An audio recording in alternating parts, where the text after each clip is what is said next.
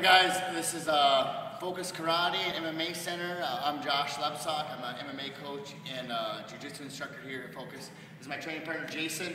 We're going to look a little bit about just the beginning of a butterfly sweep. So there's a lot of stuff. We could spend hours talking about butterfly sweep, but we're just going to kind of show the beginning. I'm going to show you guys how it started working for me when I first figured this move out. You know, this is probably one of the first moves that I figured out and started working on me and started working against the high level guys, you know, so it's really, so this move I hold very close to my heart. So he's on his knees, I'm in a butterfly guard. So in this position, so we're going to talk about it. When I started to make this work, I was using an underhook grip a lot of times. Essentially, we'll talk more in the next video. To really be good at anything, you gotta be adjusting your grips, be able to do the same thing with a bunch of different grips, you know, and then always adjusting to what he's doing. But that said, we'll slow down. We'll start with this grip. So my underhook grip here is Jason's naturally kind of working against it. Like right here, this is not, I have nothing, okay? If I'm really strong, maybe I can throw somebody or butterfly sweep from here. But all of a sudden, if I move a little bit, it totally changes everything. I'm going to take my butt and I'm going to scoot it out. So my arm doesn't trap his arm. In fact, I'd love it if he puts his arm on the ground right here so he doesn't quite feel how he's starting to fall into a hole. So if his arm's on the ground, that's perfect. Okay? I like him to think that that arm is going to keep holding him up for all the time. But it's not. Okay? It allows me to move to the side. Now that I've moved out to the side, my underhook here locks in pretty tight, and now when he tries to put his weight on it, it's very difficult. Okay? It's hard for him to like kind of smash me. The more that I'm out here, the more. I mean, obviously, ideally, I'd be way up high on here. He'd be, you know, he'd be whizzering me. Yeah, I got a really deep underhook. Usually, you don't get that deep though. It's like this, but I'm gonna move out, lock as best I can. He thinks he can stay on this hand. All I gotta do from here is just pull it up. Okay? And he's ready to fall. Right here, if he tries to stand up on this knee, he cannot. See? Okay, if the weight shifted a little bit and he can stand up on that knee, okay, then you gotta know all these counters and stuff. So, to me, I'm not gonna even try to butterfly sweep you unless you're stuck. And once you're stuck, then you're done. So, right here, Jason tries to stand up. Can't. Okay. And I bridge here, kick here. And then come to the top position however you like.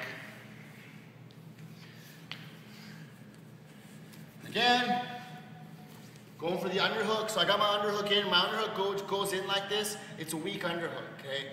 I need to change my body. Unless I'm really strong, then I can just go, and now change it to a strong upper underhook. That doesn't really work though. So what we do is we move underneath him. Now my underhook's strong. And there's also, he's falling into this gap. Like I said, I don't want to touch his arm. If I touch his arm right now, he's going to feel he's falling into a hole. He's going to bring this knee leg up for sure.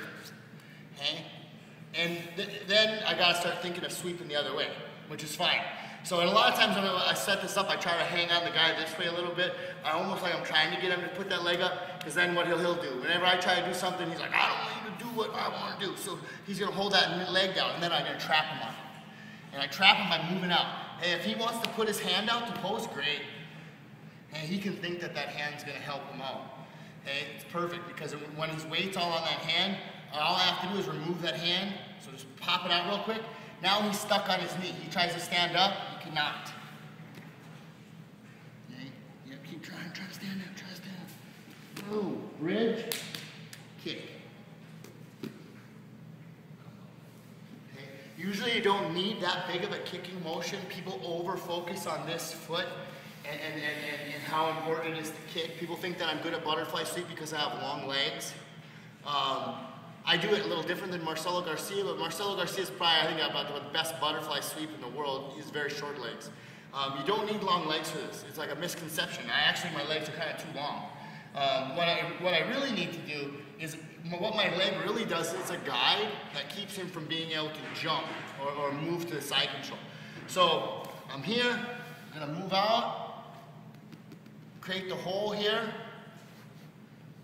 and then like a big steering wheel, drop on my shoulder, bridge on my bottom leg. Now I extend my foot, He's gonna try to get back up. He cannot. So I control the elbow.